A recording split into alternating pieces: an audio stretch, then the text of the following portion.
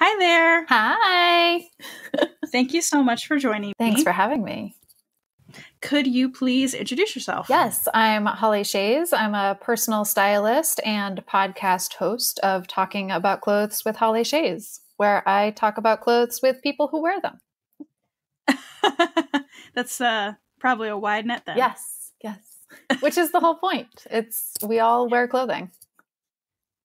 You know, I heard that somewhere.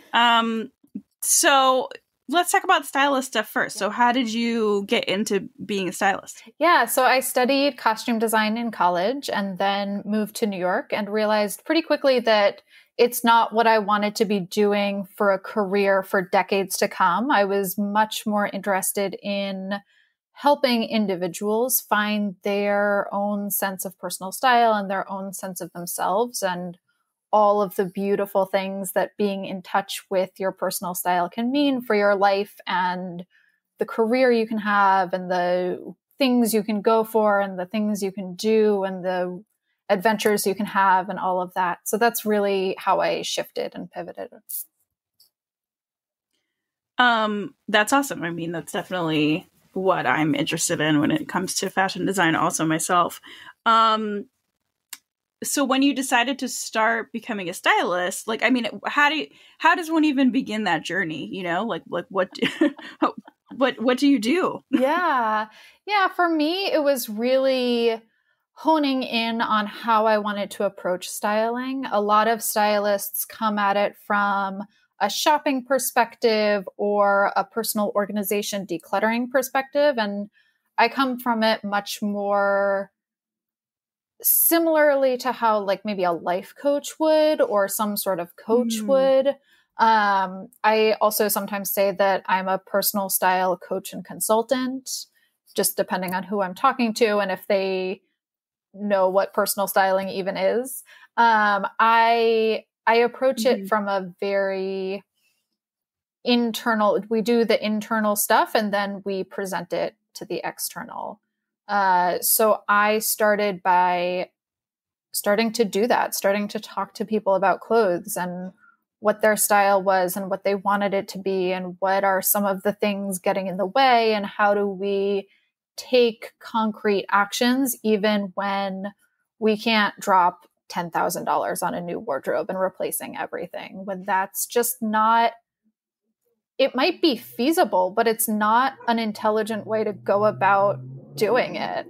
There's so much that clothing touches that we don't realize it touches before we start working with our personal style and realizing how much baggage we've taken on from what we should wear or what we think we should wear or what someone in our family is going to comment on when we finally wear it, even though we love it. And really getting to a point where we can embrace ultimately who we are and express that through our clothing. Yeah. So I love everything that you just said. But from the like more like logistical aspect of it, like how do people find you? And then like what are you setting up? Well, now it's COVID, so I'm assuming it's probably virtual, but are you setting up like an appointment to just like get a feel for them and see what they need, and then you like come up with a plan from there? Yeah. So I find people find me and I find clients significantly through word of mouth. It's a lot of somebody knows somebody who knows somebody who needs something who gets referred to me. And the way my services are structured, it all starts with a small coaching package. And then we add on practical things on top of that. So we start with like I said, the small coaching package, and then we can either add closet cleansing or we can add a wardrobe styling or shopping or any of that stuff or all of that stuff on top of that coaching, because I found that it's really the combination of the two. Like you can't wear your personal style if you don't know what that is. So through the verbal and the coaching and the everything is virtual now, but even when I was doing in-person stuff, the coaching was still virtual. So you could be in your space and very comfortable before you have to have a stranger in there digging around in your closet with you. And would you say that most of the folks that come to you are looking for some kind of like, full, I feel like I have no sense of what I'm doing, please help me completely redo my wardrobe? Or do you have a good mix of like people who need help with something specific versus an overall? Yeah, I have a pretty good mix of both. A lot of times someone will come to me because they have something impending, like a big one will be like a family event coming up, or like they have to go to a wedding. Or I had one client come to me because she realized that she was a small business owner, and she realized that her style and her brand were so connected, and that to get the clients she was trying to go for, she was going to need to go to conferences, like pre-COVID. This was when traveling was still a thing. And she found herself like crying when she was getting packed for a business trip. Cause like, what do you wear when most of your work is virtual and most of it's asynchronistic? And so you have a couple Zoom calls with clients, but like, you don't have to see them every day. And then like, you have to pack for a trip where you're going to see them every day for potentially a whole long weekend or a whole week. Or like, what do you do at that point? So we came up with a day-to-day capsule wardrobe that could also work for business travel and could also mean that she's showing up in her business as her best self, because ultimately that's what her business needs of her. Yeah. It's interesting to me. I think that my biggest kind of like barrier or dislike of fashion from like a very early age is how pretentious and exclusive it is. And now as a business owner, I've kind of changed the lens with which I attack that, because I think a lot of it has to do with like actual physical access. Like things don't actually come in your size, or things are too expensive or whatever. But when I was younger, it really was about like, fashion, like capital F fashion, big fashion, mainstream fashion, does this whole like aspirational thing because it thinks that that's how you can get people to buy things. Like if we make you feel like you are without, then you will feel like you need to purchase. But something that I've seen is kind of the opposite effect of that. Like people see that and go, oh, so that's not for me. So they choose to not to participate at all. Is that something that you see like becoming a barrier, and that's why people feel like they need to come to you to chat about it? Absolutely. I mean, I see that as a barrier that people think they need to overcome, so they come to me. And I see that as a barrier that people think they can't hire me. Like I've had people be like, I'm not the type of person who has a personal stylist. And I'm like, right. Yes, I'm a personal stylist. And also like you have this huge confidence issue. You are this incredible person that is not showing up in the way that you could be. And you're putting up barriers to your awesomeness that we could take down. And that's really why I start with the coaching, because there's so much there. And we can ground it in clothing and come back to it so it doesn't become a therapy session. Like we're going to just level up the jacket that you're wearing just a little bit. We're just going to tailor it so it fits a little bit better. And then keep it very grounded, but still you're showing up in a more tailored jacket, which is changing your posture, which is changing how you walk into a room, which is changing how people perceive you and how you perceive yourself. So that's the whole exclusivity. And that's even before we get into percentages of the market versus percentages of the population, when we get into body sizes and shapes and proportions and measurements and sizing. And that's a whole other thing. And that's before we even then get into like disposable fashion, and before we get into care instructions, like so much there. There's so much there. And it's a large part of why I started my podcast, is to talk to quote unquote non-fashion people, or fashion people who have a different perspective on style and clothing, who can really change the exclusive nature of the conversation. Because what I've found in talking to people is that everyone, regardless of how unfashionable they think they are, has opinions about their clothing. They have that favorite piece, that favorite garment, and they have that piece that they absolutely hate. And it doesn't matter if it was decades ago. They can remember all of the details about it, or that time that they were shopping and they ended up in tears in the bra section of Macy's. Like, that also happens a lot.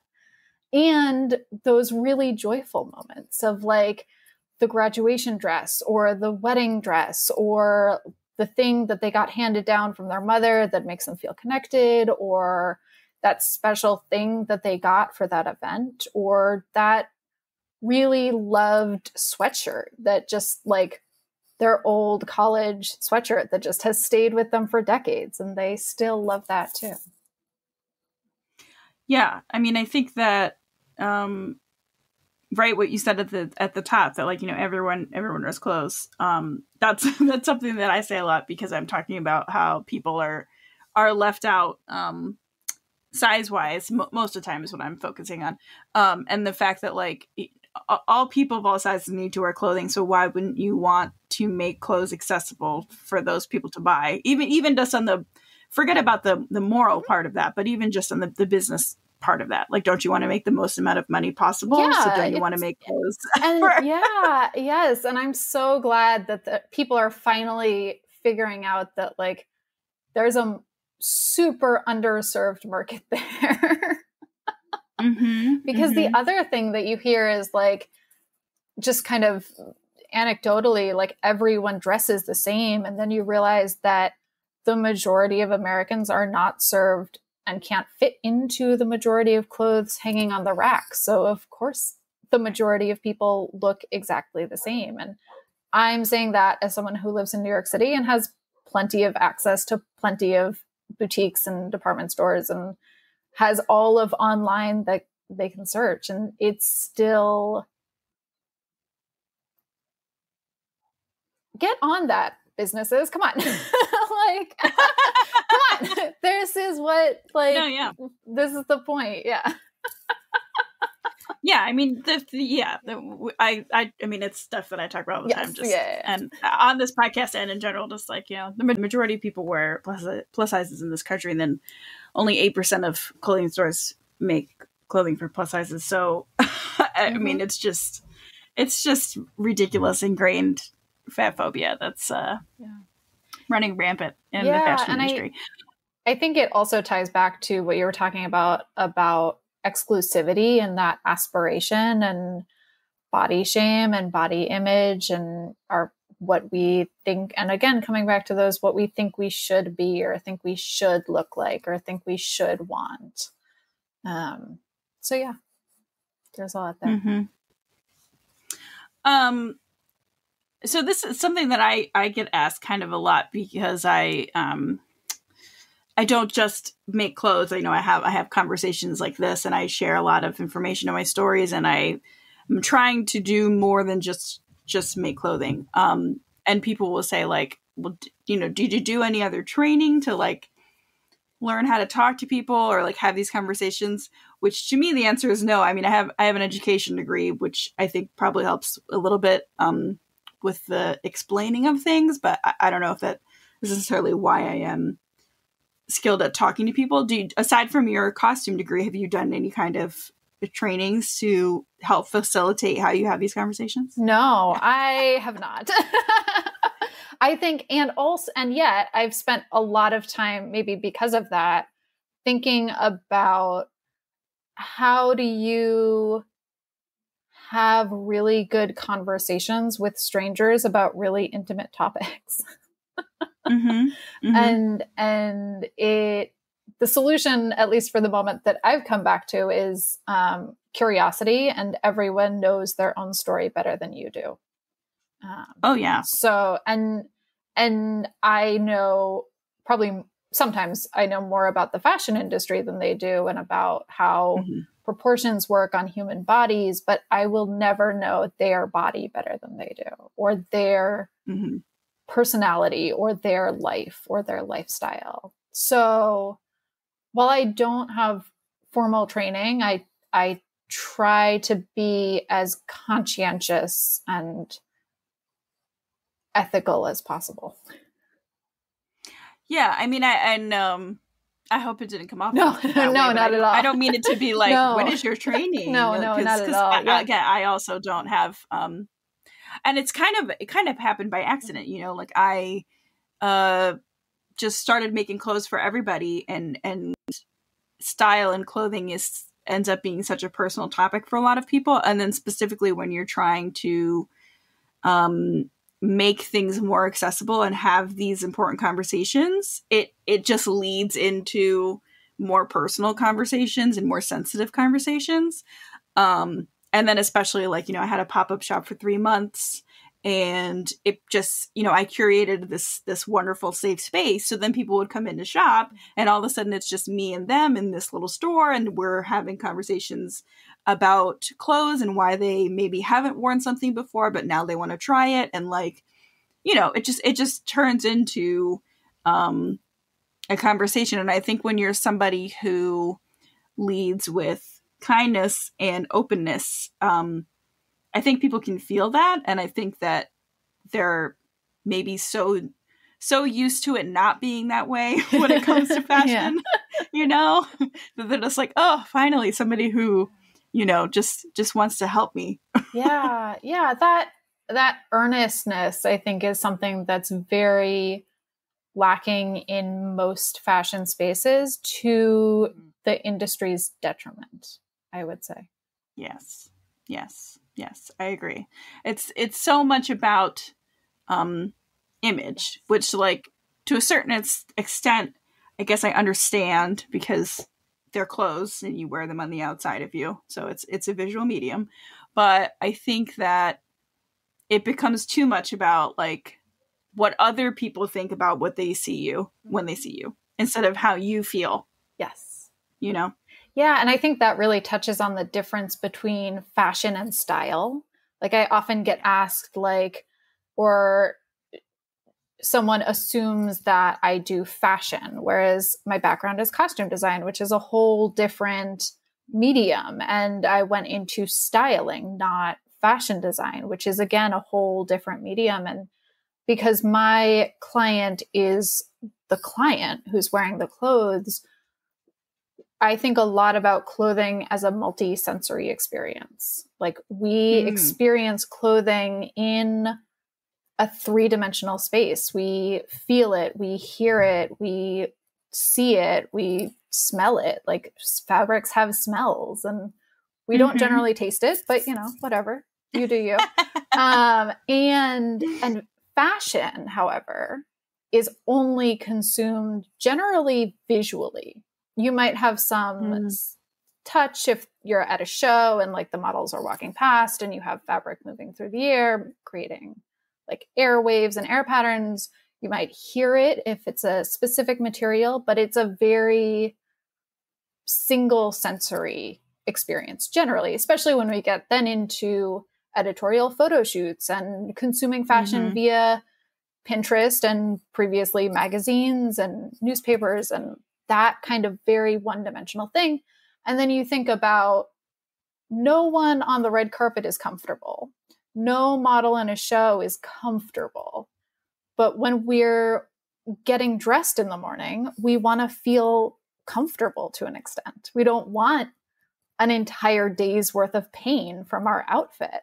Like, that's a huge distinction that we have to make when we're talking about fashion versus style. Yeah, that's so interesting to me for so many reasons. I feel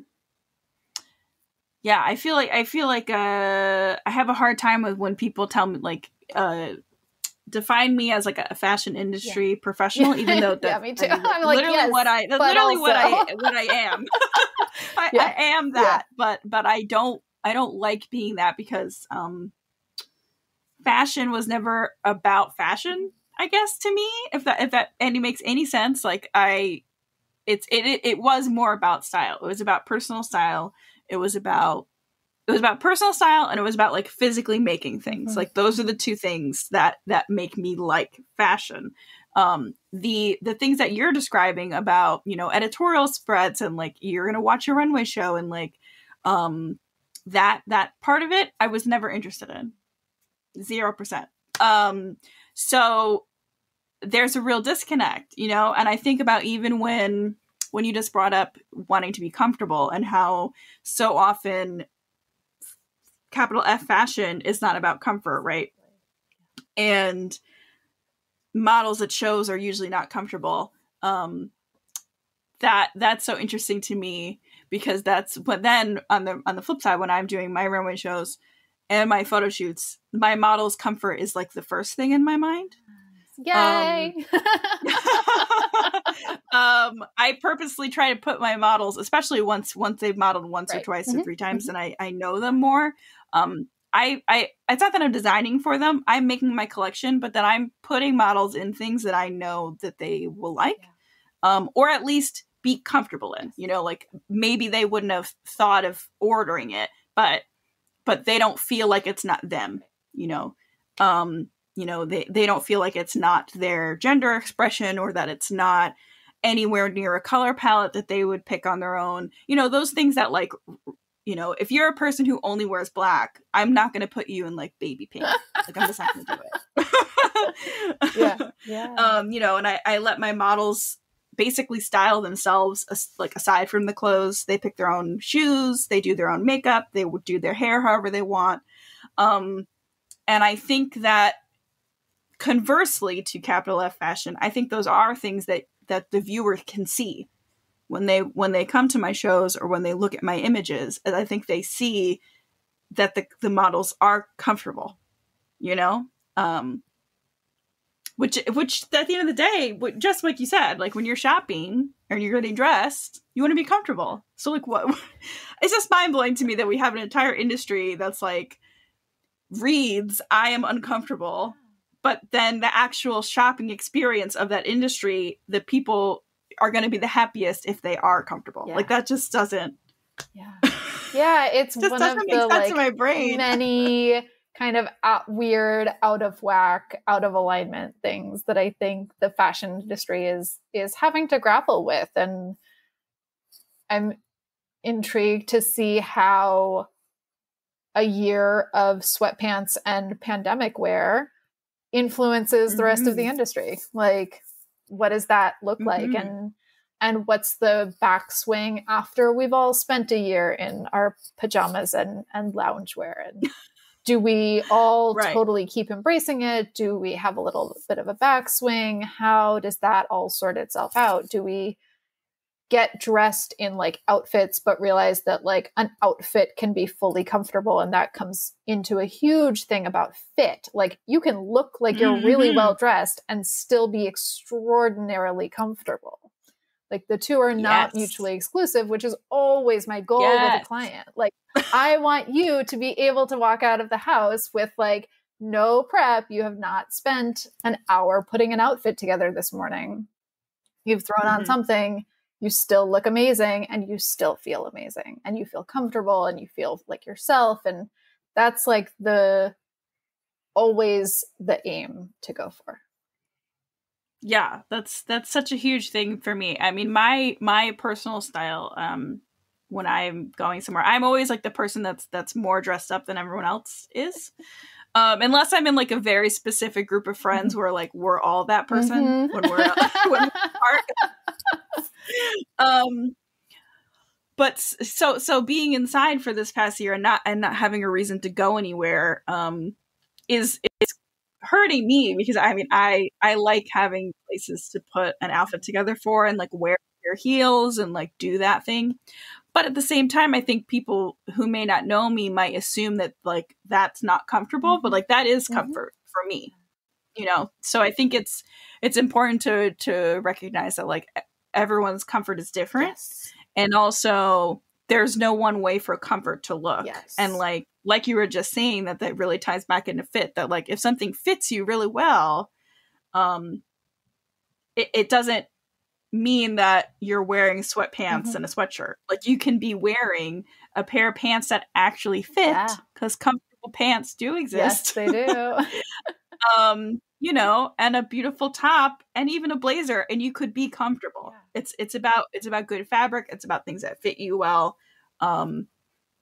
It's about quality. And all of that should be available to everyone. Absolutely. Yeah. And there's different, I think the very first season of the podcast I did was all about the topic of comfort, because I find it such a fascinating topic, because everyone's definition of comfortable is different.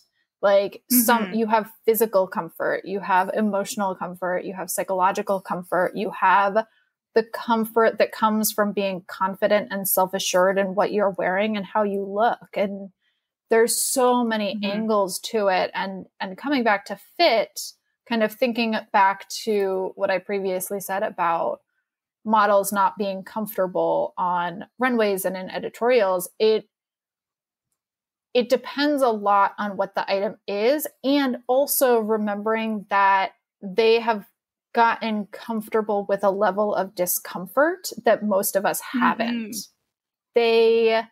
I remember having worked with models who were like, they did lingerie shoots at like the end of the day and they hadn't eaten all day, and that was perfectly normal for them. And I was like, how does your body function? But like I get cranky after like a couple hours of not having a snack.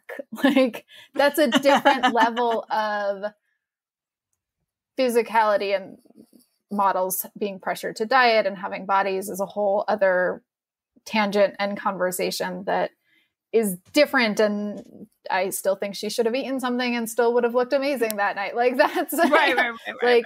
And her personal standard of what she considered to be her job requirement was different than what I would consider her job requirement to be, but different discussion. So, and our bodies can also get comfortable in different types of garments. If you've been wearing sweatpants nonstop for months, your jeans are going to feel a little weird. Right. Like it's not that they don't fit. It's not that they're uncomfortable. It's just that you've been wearing something that sits and hugs in a different part of your body for an extended period of time. I think about this because my background is costume design, in like period undergarments a lot, which first of all, if it's uncomfortable, it doesn't fit. Get a better fit. Second of all, like those undergarments were originally designed to be worn by the same person for an extended period of time so that the garment could shape to your body. Like the fabric would break in. It's similar to how like a really old flannel shirt feels softer and more comfortable than a brand new flannel shirt, even though they're the same item of clothing, or a pair of jeans or a pair of boots, like a leather boots or whatever. There's a level of body garment interaction that I think we have forgotten can happen. It's that comfort of like a really trusted old jacket that like feels amazing. Maybe it's a little worn, but like it still feels amazing. That I think fast fashion and disposable fashion we've really lost something there, because there's an intimacy that comes from building a relationship with the items that are closest to you. Like we are very close to our clothing, physically close. And so when we have really extraordinary pieces that feel like us and that we can develop that long-term relationship with, I think that gives us a level of comfort that we don't get in many other places. Yeah, that's a really lovely thought, you know. That's something that is really important to me also, that I talk about a lot, is like the reason that you want to have things that fit you well and are made with good fabrics is because they'll last longer, but you also have to want to keep them longer. So like that should be part of what's happening in your mind when you're deciding if you're going to buy something. And that is very antithesis of fast fashion. And the fast fashion isn't just about like, oh, we make so much stuff and we make it cheap. Right. The reason that they do that is because they're also training you to think that I bought this thing for this one occasion. I'm going to wear it that one time. I'm going to take this Instagram photo and then it's just going to sit in the back of my closet and I'm not going to wear it again. But it served its purpose because I bought it for this thing instead of buying clothing because it feels like you and it fits and you love it. And there's a lot of different ways for you to wear it. There's a lot of different outfits or items in your closet you can mix and match it with. You know, it works for your lifestyle, for your personal accessibility to taking care of things, to storing things. You know, that's different for every person. Yeah. And we all have different lives. Yeah. And it's one of the reasons that I don't just like take people out shopping the first time. Like so many people I encounter haven't thought through all of these elements because they're like, why would I? Like, this isn't something that people do. So when we really think through what they want their life and closet to look like, what they want it to be and how they want it to feel, we can get really clear. And suddenly the number of individual items that we need to buy plummets. Like suddenly we're not replacing your entire wardrobe. We're adding a couple pieces here and there to make that skirt that you love but never wear because you don't know what to wear it with, plus that dress, plus those pants, plus that blouse. We add a couple items here or there, and suddenly all of those can come together, and you can actually wear what you want to wear. Right. Yeah, I agree. That's great. So circling back to your podcast, when did you start it? And I mean, I know you mentioned that you wanted to do it so you could talk to people who have lots of different thoughts and opinions about clothing in general. But what was your initial like, you know what? I think I'm going to start a podcast to add to this styling career. Yeah, it really came out of the conversations I was already having. I started thinking about it and kind of like gathering conversations and people and like testing it out to be like, does anyone actually want to have this conversation with me and then put it out on the internet for like everyone to consume? And it turns out people did, and they loved it. And, so it started actually in January, 2020. And I was actually planning on releasing a collection of conversations all about shopping on like March 15th. But pretty quickly pivoted. I was like, I love talking about shopping. These are really deep, important conversations. Maybe not when there's like triage tents, like blocks away from my apartment. Like that just seems like bad timing. Yeah, that day is tough. Yeah. It was like, oh, got it. So I then did like a solo season all about a project I had done in my early 20s where I made all of the clothes I wore for a year.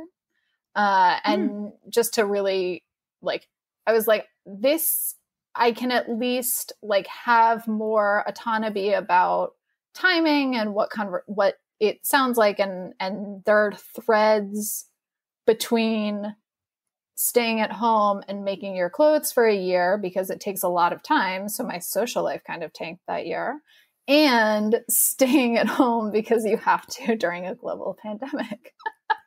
And just kind of lessons that I learned that year about intention and being very mindful and just thinking through the very next step. And like, how do you take this overwhelming idea of making all your clothes or facing a global pandemic and wrap your head around it?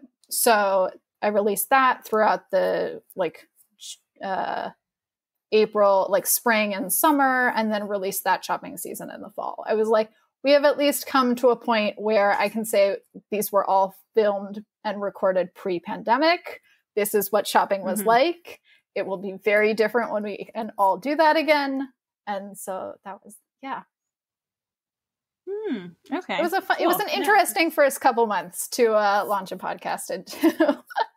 And then when did you, because I listened to some of your newer episodes, so those are the ones that are more interviews with people. When did you, is that like the next season? When did that start? Yeah, so that was the shopping season. And then I wrapped up the year with a season all about kind of changes that people were going through, about changes with our bodies and changes just how we're dressing, and like pre and post pandemic changes and also like broader life changes that had brought people to the point where they could be more okay with pandemic times. So we talked all about really just how your wardrobe changes when your life changes, and how the two interplay and play together. Awesome. So I don't know if this is the case for you. I think sometimes folks assume that I know more designers or more seamstresses or more fashion educators than I actually do. So I don't know if that's also the case with you and stylists, but if you feel like you're a part of the stylist industry at all, what are some things that you would like to see change about how the stylist industry is run and works? Yeah, I know a surprisingly few number of stylists. For like, I feel like everyone says it's really easy to network with people that do the same job as you do, but I have not found that to be true. And maybe that's just an industry thing. Maybe it goes back to that like exclusivity and like ladder culture that exists so much in fashion, and the idea that if someone's up, someone else has to be down, and that zero sumness of it, which I might be saying like that might be what I change. Probably. I think that it has the possibility to be so incredible, and there are pockets of it that are like really supportive and beautiful, and then there are pockets that are very much not. Yeah, that's really interesting. And I kind of compare that sometimes to, so I went to FIT for fashion design, and then I transferred to Pratt Institute, and that's where I got my education degree.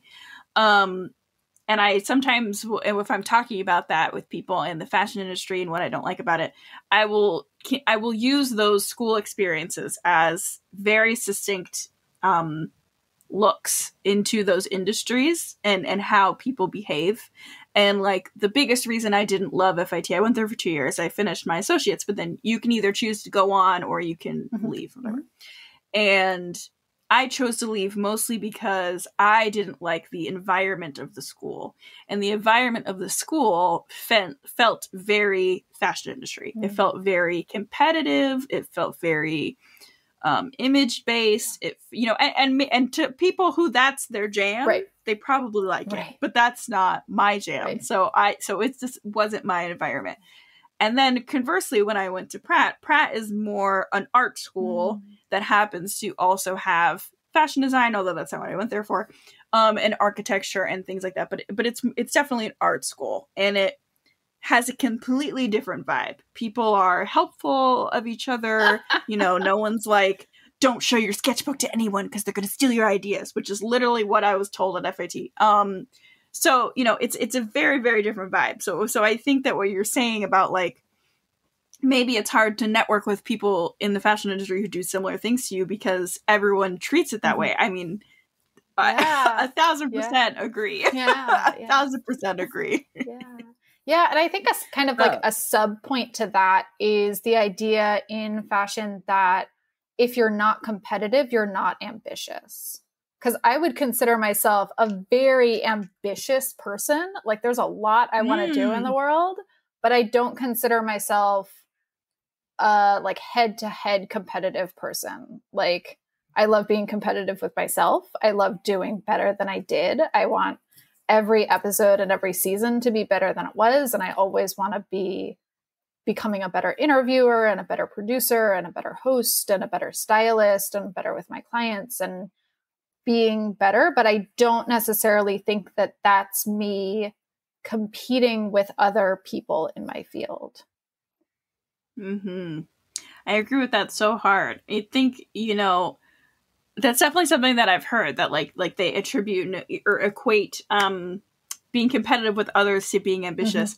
And I identify very strongly with being an ambitious person, but I am not a competitive person either. And I want there to be more ethical, indie, small, inclusive fashion design companies. I don't want there to be less. I don't want there to only be me, Right. and the few other brands that are popping up here and there, and also the few brands who have existed for a very long time that almost nobody knows about, unless you're specifically in that fat community and you're looking at those plus size designers.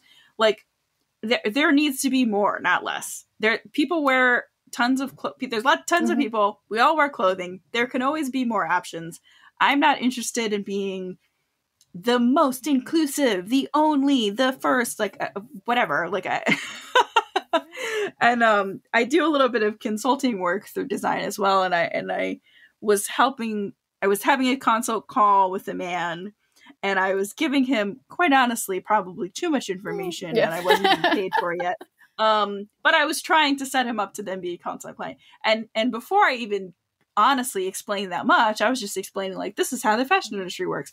And he literally was like, on the phone, was like, can I ask you a weird question? So I was like, yeah. He's like, why do you want to help me? he was like literally couldn't wrap his mind around somebody who also is a designer wanting to help him be a designer. And I was like, that's so sad. Like I don't want to be the only designer in the world. You can also be a designer and be successful, and it's not going to take anything away from my success. Yeah. And this is also speculating wildly, but I think it is tied back to the profit structure of the fashion industry. Like, it's so much a pyramid. There's so much at the very tippy tip top. And there's like it gets so dispersed, and like barely any trickles down to like the very bottom that is supporting this entire behemoth industry structure. And there's always this need for more and new and next. And it's set like, and I also partly say this because I'm not a designer in it, trying to figure out how to make it work in there. But it seems like it's always about what's novel, not necessarily what's not just sustainable from like an environmental level, but sustainable for an industry as a whole. Yeah. Like how, like when you see top designer firms and houses going bankrupt, like regularly, that's not like sound. Like,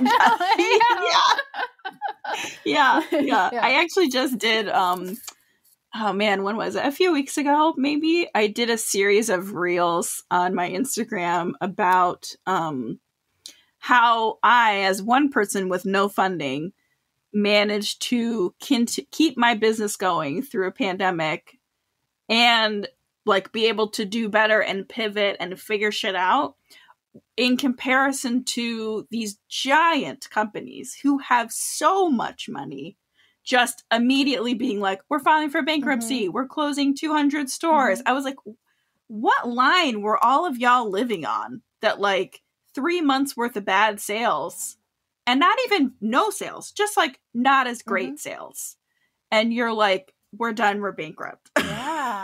Yeah. And that really like calls into question the cash flow of fast fashion. Like if you're having to produce clothing for so cheap, like I mentioned the year I only made my clothes, I ended up with like 30 pieces by the end of the year. And because clothing takes a lot of time and like resources in various ways of fibers and fabrics and that sort of thing. And so when you're thinking about like, how is a t-shirt profitable, you start to then question the rest. Like, how is this many t-shirts profitable? Like, what is going on, and how if that's the case, and if like giant corporations are really towing that line when it comes to cash flow, suddenly the competitiveness makes a lot of sense. And that doesn't mean you have to be competitive to survive. It means that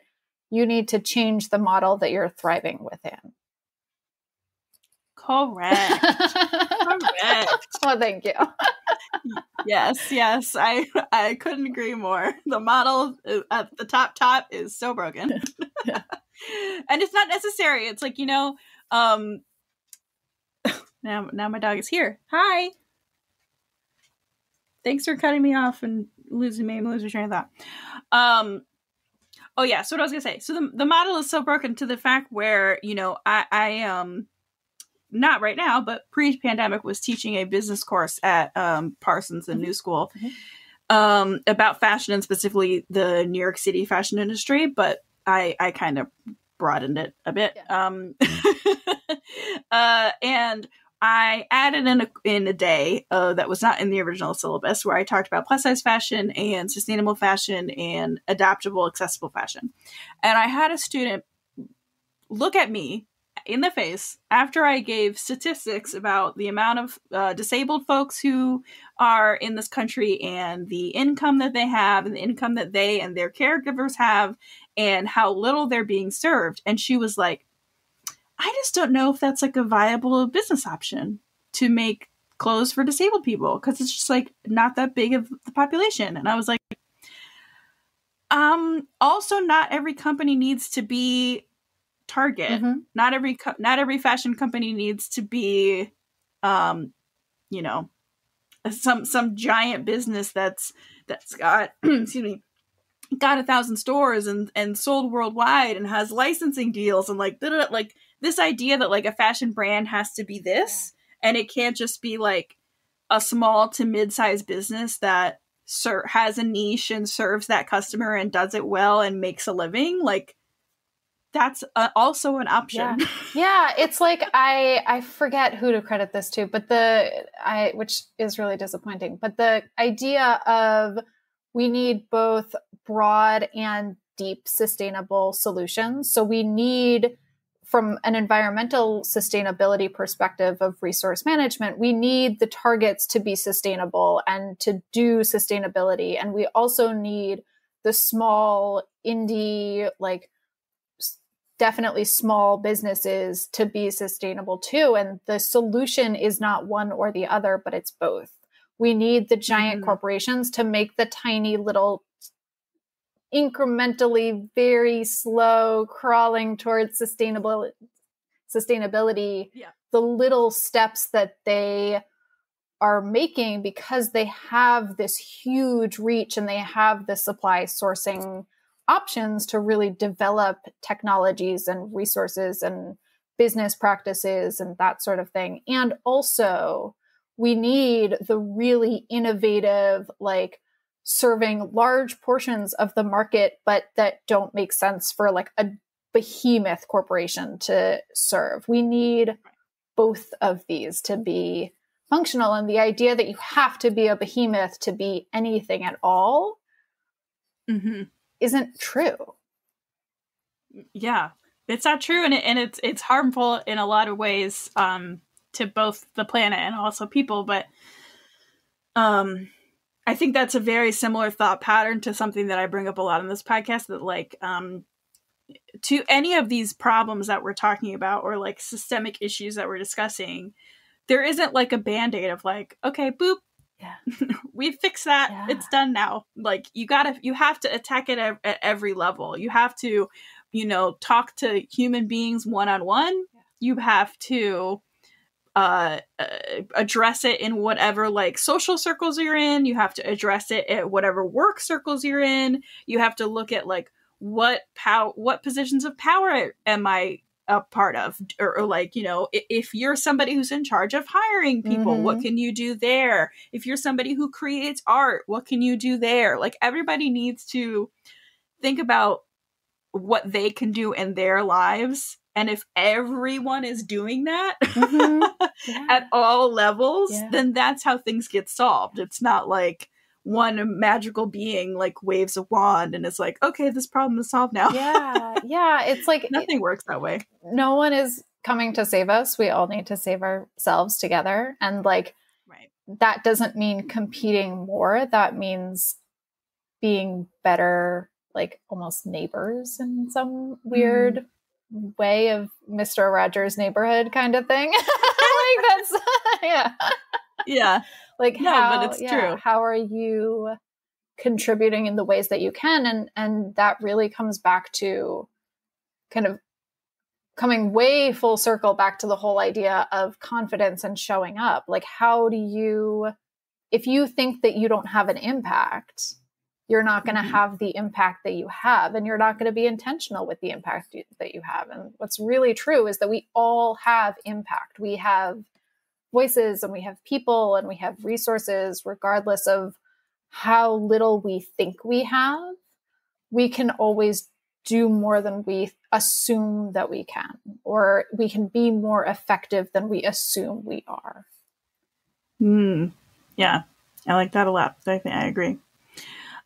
So typically at the end of the podcast, I ask folks for like an advice or motivational type of thing to say to people, but I think I'm going to twist it a little bit to be just tailored to what you do in this conversation we've had.